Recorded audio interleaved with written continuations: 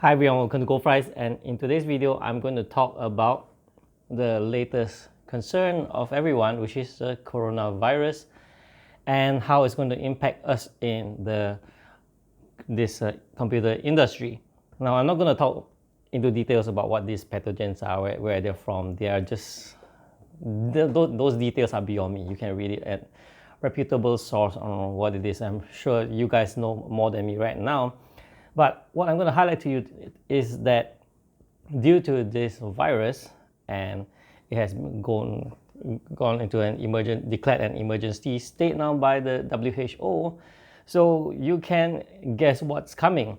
Now, on Monday, which is about 5 days ago, I received a message from a reputable source that suppliers are saying that the factories in China are affected by this virus. The lack of manpower will result in the lack of supplies, and therefore will result in price increase. Now, it's not surprising. You see, over here in Asia, we are having Chinese New Year, and Chinese New Year, being Chinese, is the biggest event over in China. People are on holiday. And then holidays aside, the Wuhan virus, the coronavirus thing is making the whole thing worse. So factories are affected, manpower is affected, and guess what? Everything that we have, not just the whole product, but actual individual components are mainly sourced from China due to their capacity when it comes to technology and manpower. So with that being said, all these things being affected, you can expect products to be in shortage of supply and will result in price increase. Now, I was about to make this video a couple of days ago, as in shortly after I received the message, but I decided not to, which is a good thing. And just about an hour ago,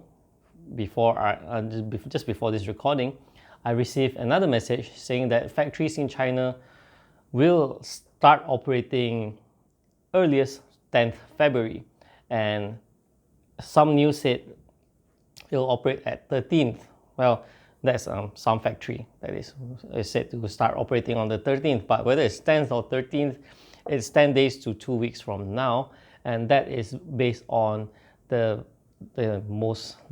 best situation. If things go downhill from this point on, who knows, the factory will start operating at a much later date. And guess what happened to the supply of components? And while the demand is still the same, we are looking at about shortage of components and supplies and manpower. Yes, price increase will happen. So if you are intending to buy something, maybe it's a good time to buy them now. All right, so that's it for this video. And if you're thinking, where's my review of the 5600 XT? Well, guess what? I got a lemon unit here, 10 days gone right now.